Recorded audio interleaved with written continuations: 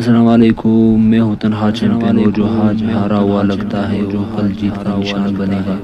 کبھی کبھی زندگی تمہیں ایسی موڑ پر لے آتے ہیں جہاں تمہارے پاس کچھ نہیں بچتا، نہ خواب، نہ سہارا، نہ یقین، اور جو بچتا ہے وہ ہوتا ہے صرف درد۔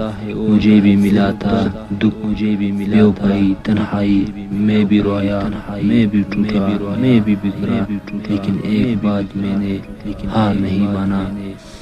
جب لوگوں نے کہا تو کچھ نہیں بن سکتا، میں نے رب سے کہا یا اللہ مجھے وہ بنانا جو سب کو حیران کر دے۔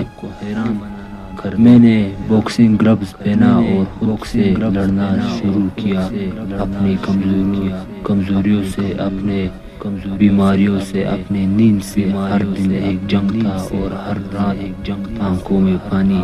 لیکن آج میں صرف ایک لڑکا نہیں، میں ایک راستہ ہوں۔